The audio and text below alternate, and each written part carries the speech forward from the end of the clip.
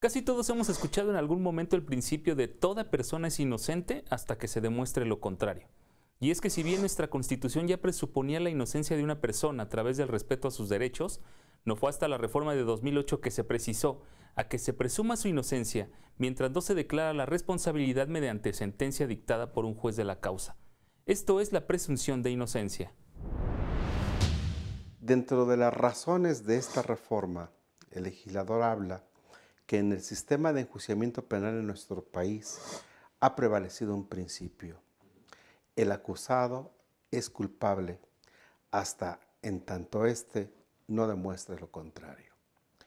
La reforma pretende, o por lo menos ese es el argumento toral, que la nueva forma de enjuiciar a una persona sea bajo un principio de presunción de inocencia. Esto es, el acusado debe de estimarse, presumirse y tratarse como inocente durante todas las etapas del proceso. Con su aplicación se garantiza la protección de otros derechos fundamentales como la dignidad, la libertad, el honor, la intimidad y hasta la propia imagen.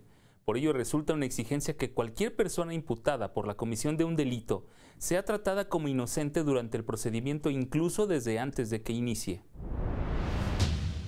Las teorías modernas, la jurisprudencia moderna, los estudiosos hoy en día señalan que la presunción de inocencia conforma un poliédrico. Es un derecho informador, ilumina todo el proceso penal, el acusado es inocente, debe de ser tratado como inocente durante todo el proceso, incluso antes del proceso, desde el momento que es imputado como probable responsable, desde el momento que es aprehendido por los policías, desde el momento que es trasladado a una agencia del Ministerio Público, desde el momento mismo en que no debe ser presentado ante los medios de comunicación, que tiene derecho a que se le nombre un defensor, que su presentación sea sin demora, que no sea reconocido a través de una cámara de Gesell, que no sea torturado, que no es dable detenerlo bajo un supuesto de un delito flagrante por equiparación. Son algunos principios que se establecen y además la regla de la valoración de la prueba. Siempre el juzgador debe de valorar la prueba bajo un principio, presumir inocente al culpable. ¿Qué pasa si se viola este principio de presunción de inocencia? ¿Qué daño puede causarle a una persona y cuál es el papel de los defensores y juzgadores en esta materia? Hoy en Te Defendemos estaremos conversando con un defensor público federal sobre este tema. Bienvenidos.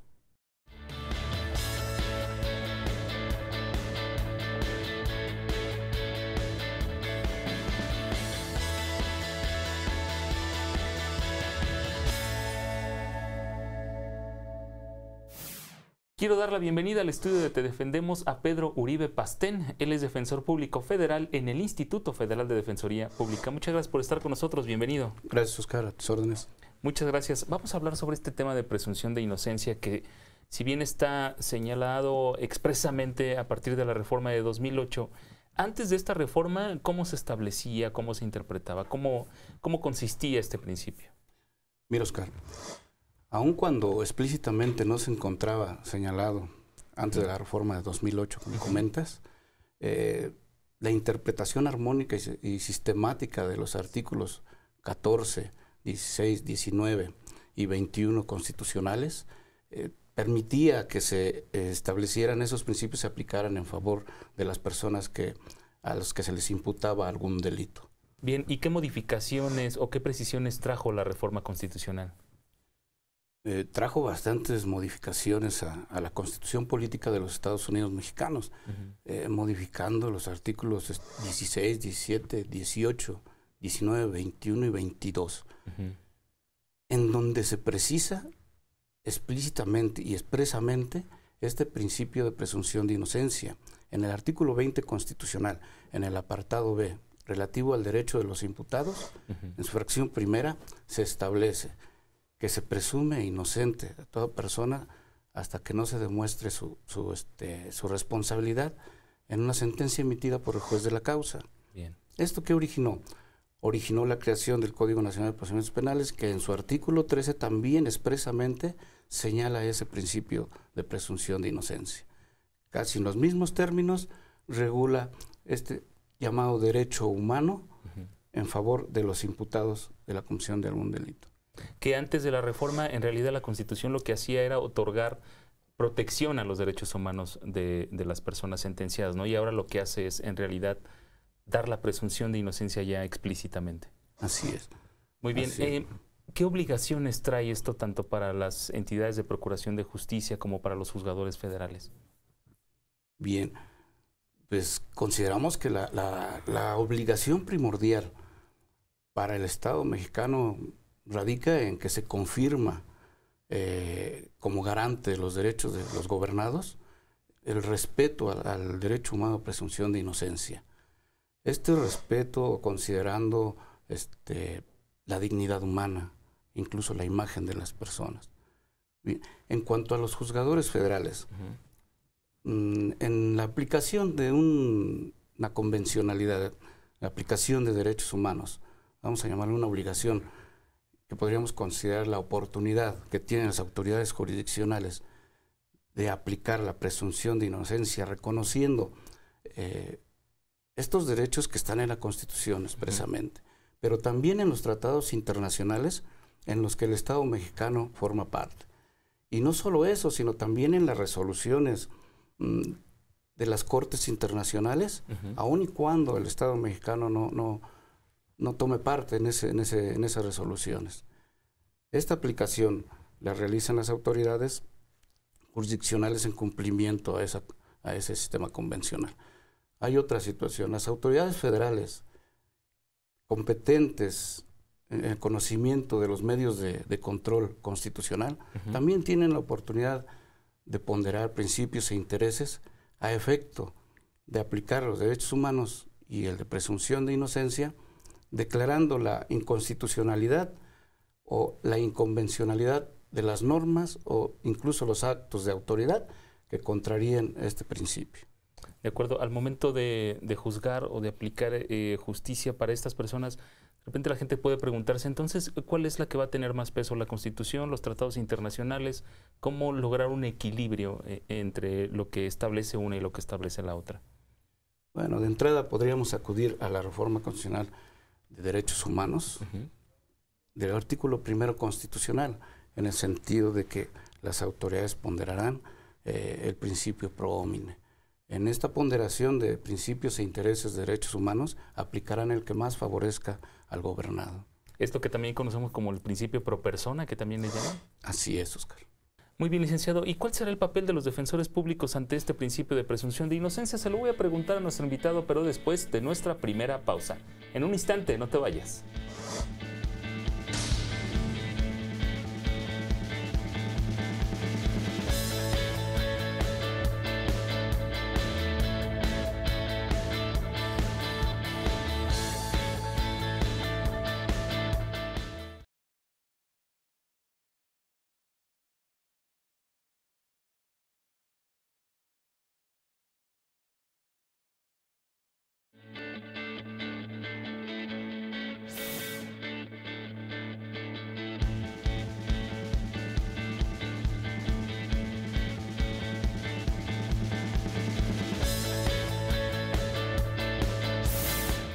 Ya estamos de regreso, gracias por seguir con nosotros aquí en Te Defendemos. Licenciado Uribe, en esta parte del programa presentamos a nuestros invitados un sondeo y en esta ocasión el equipo de Te Defendemos salió a la calle a preguntarles algo muy interesante.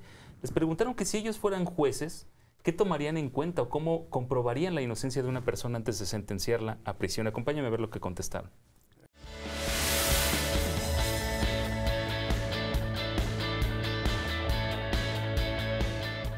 No puedes juzgar a una persona solamente por su aspecto. Debe de haber una investigación previa para poder levantar un juicio sobre una persona porque no es como cualquier cosa, es una vida a la que se está juzgando.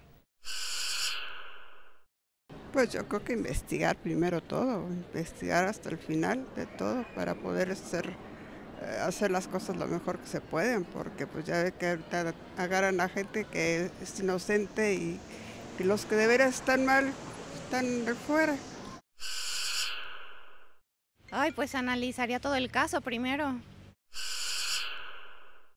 Pues investigar bien para no tener ahí a esa persona injustamente, ¿no?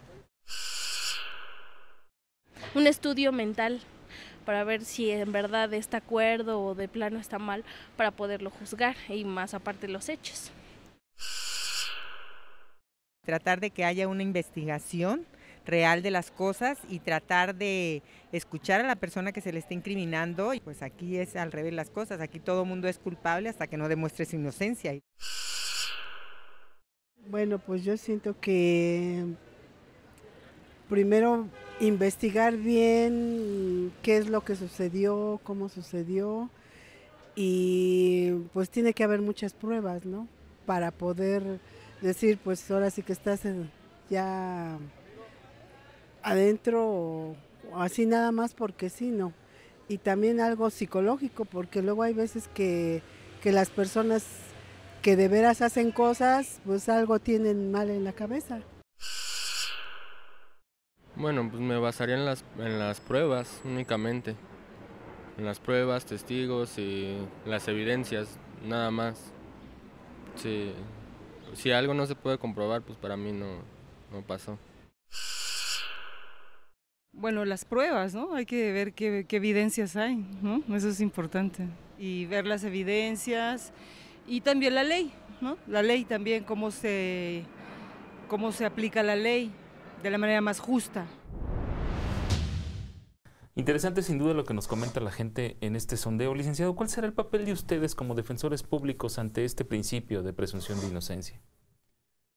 Mira, nosotros tenemos una participación activa desde el momento en que estamos vigilando que se cumplan estos derechos en favor de los detenidos. En caso contrario, procuramos denunciar el incumplimiento de los mismos. Así, de igual manera, ofertamos medios de prueba para acreditar la violación al derecho de presunción de inocencia. Lo argumentamos en el proceso, en averiguación previa en estos momentos. Y también recurrimos las resoluciones en las cuales no se hacen valer en favor de nuestros defensos estos derechos. Muy bien, ahí entonces, ¿qué es lo que procede cuando ustedes se percatan o advierten de que no son respetados los derechos o no se respeta lo que establece la presunción de inocencia? Bueno, en principio, cuando no se respetan estos derechos, las pruebas deben resultar ineficaces. Y en este principio se encuentra relacionado también con el principio de la prueba ilegal. ¿Sí? Cuando hay alguna prueba obtenida mediante la transgresión de las garantías procesales de los imputados o de sus derechos sustantivos, esta debe declararse ineficaz. También es importante señalar que como autoridades existen sanciones penales, administrativas y civiles con el fin de obtener la reparación de los posibles daños morales y económicos que se pudieran causar. Esto en caso de que la autoridad no esté respetando este principio para la persona que es imputada, digamos, ¿no? Así es, Oscar.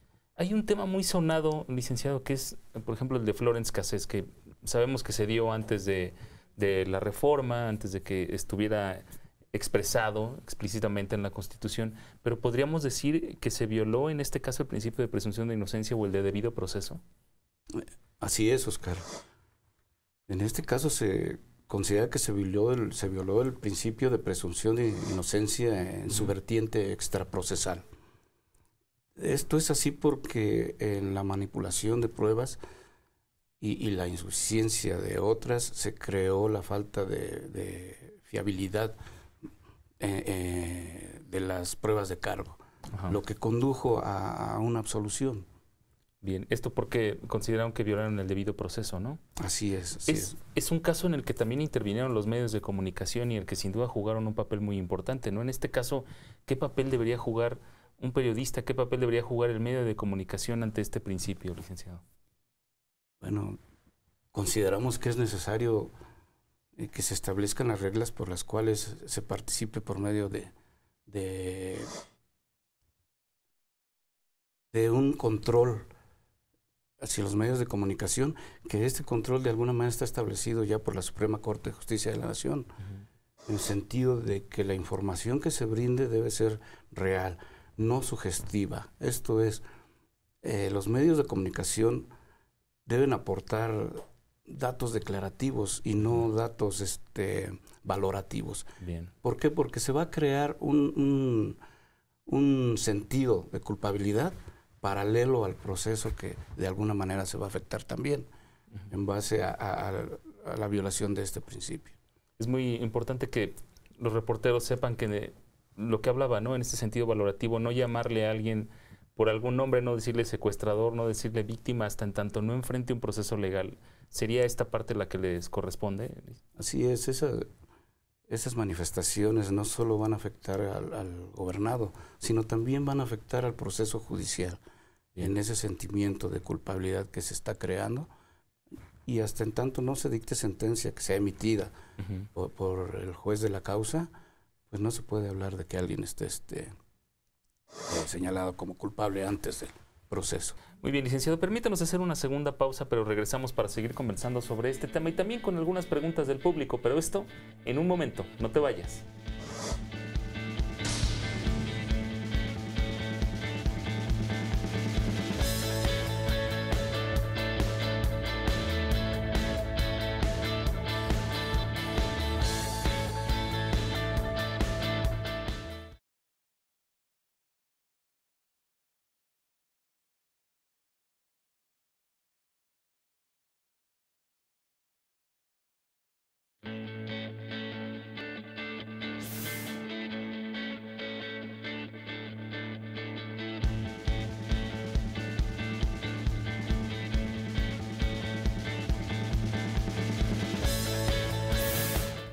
Ya regresamos, gracias por seguir con nosotros aquí en Te Defendemos. Licenciado, vamos ahora a conocer algunos de los principios básicos de la presunción de inocencia. Acompáñame a verlo.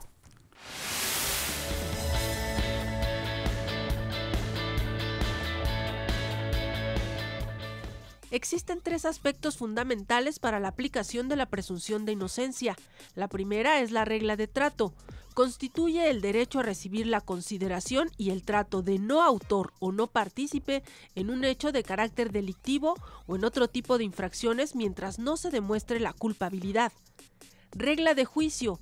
Impone la carga acusatoria de la prueba a la autoridad investigadora, para efectos en nuestro país en cuanto al ejercicio de la acción penal. Y el estándar probatorio. Implica la absolución cuando no existan elementos de prueba suficientes que lleven a sostener que se encuentra plenamente acreditada la responsabilidad penal. Y bien, aspectos importantes que se deben tomar en cuenta para la aplicación de la presunción de inocencia. Licenciado, estamos a menos de un año de que entre en vigor la nueva reforma al sistema de justicia penal. Esto, para aplicar el principio de inocencia, ¿qué implicará? ¿Alguna capacitación o alguna sensibilización tanto para ustedes como para los juzgadores federales? Así es, yo creo que todos los operadores jurídicos que van a intervenir en este nuevo sistema deben prepararse, especializarse, si bien cumpliendo bajo un estándar de especialización, para efecto de buscar procesos justos y en el que se apliquen derechos humanos. Nosotros como defensores tenemos que cumplir con otro principio, que es el de defensa adecuada, para lo cual tenemos que prepararnos. Y de alguna manera se nos están impartiendo los cursos necesarios para cumplir con este cometido. También es importante señalar que existen reglas en el nuevo Código Nacional de Procedimientos Penales para que el juez tenga la oportunidad de sustituir al defensor cuando éste no tenga la capacidad técnica para defender al imputado. Muy bien, si le parece, vamos ahora a darle paso a unas preguntas del público sobre este tema.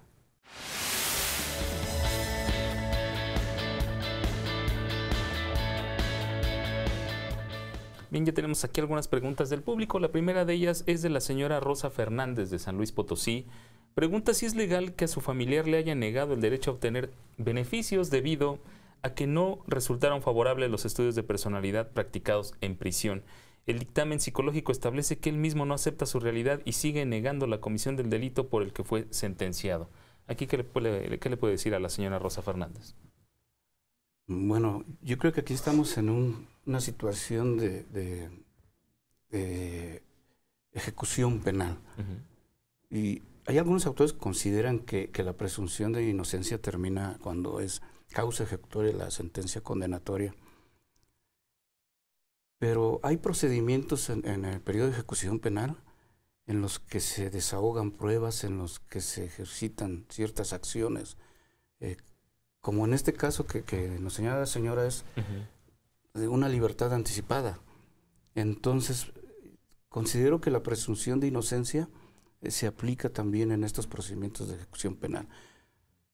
En este caso, al vulnerarse, se tendría que recurrir la resolución a efecto de que se aplique este principio, aun y cuando la Corte se ha establecido en el sentido de que no se deben de tomar en consideración esos dictámenes emitidos por las autoridades penitenciarias para efectos de la obtención de la libertad anticipada.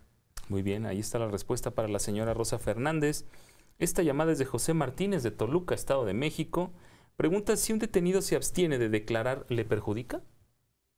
No le tiene por qué perjudicar, porque estamos en una vertiente de la presunción de inocencia de regla de valoración de prueba. En el sentido de que tiene derecho a no declarar, a no ser presionado a declarar, o que en su caso también la abstención de declarar no le perjudique. Sería contrario a la presunción de inocencia que se emitiera una sentencia determinando la culpabilidad del imputado y en consideración a su abstención a declarar. Bien. Esta otra llamada es de Cecilia Fernández Maldonado, del estado de Tamaulipas. Pregunta si la aceptación de hechos imputados en declaración ante el Ministerio Público, sin la presencia de un abogado defensor, solo con personas de confianza y sin que existan pruebas de cargos suficientes, ¿tienen valor probatorio para condenar a una persona? No, la defensa adecuada de la que hablábamos hace un momento, Oscar, implica que toda persona imputada esté asistida por un técnico en la materia. En este caso ha considerado la Corte que si no es asistida por un abogado, por un defensor público federal, carece de validez esa aceptación de hechos. Y si, como dice, no existen otros elementos que sean suficientes para acreditar la culpabilidad, en todo caso nos encontramos en una consecuencia del principio de presunción de inocencia, que es el aforismo denominado, in dubio pro reo. ¿Qué quiere decir? En caso de duda se deberá absolver al procesado. Muy bien. Nos da tiempo para una pregunta más. Es de Matías Ortega Godínez, de Los Mochis, Sinaloa. Nos hace la siguiente pregunta. Dice que si se puede presentar en los medios televisivos a una persona que fue detenida y a quien le imputan la comisión de un delito. Es más o menos lo que hablábamos hace un momento, ¿no? Sí, así es. Considerando que el principio de presunción de inocencia se debe respetar incluso antes de que se inicie la investigación de la comisión de hechos delictuosos, los medios de comunicación veíamos que tienen la obligación de respetar este derecho. Esto es, no se debería presentar ante los medios como una persona y señalarla como culpable, porque se estaría haciendo una sentencia informal de su caso. En este punto teníamos señalado una resolución, si me permites darle lectura. En una observación general número 32 del Comité de Derechos Humanos de las Naciones Unidas, señalan que todas las autoridades públicas cumplen el deber de abstenerse de prejuzgar los resultados de un juicio, por lo que los medios de comunicación deberán evitar expresar opiniones perjudiciales a la presunción de inocencia.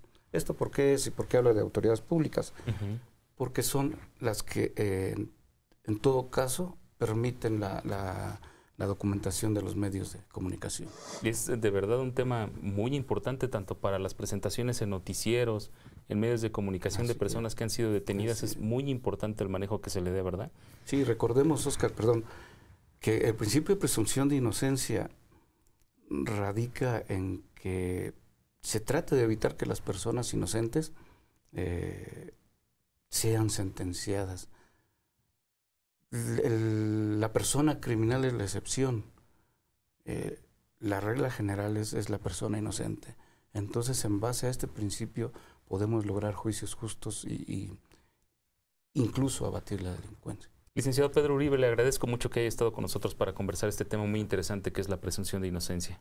Oscar, muchas gracias por la invitación. Muchísimas gracias a usted. Él es Pedro Uribe Pastén, defensor público federal en el Instituto Federal de Defensoría Pública. Muchísimas gracias. Gracias. Les agradezco también a ustedes el favor de su atención y los espero la próxima semana con más aquí en Te Defendemos. Gracias por habernos acompañado y ahora te invito a continuar con la señal del canal judicial. Muchas gracias.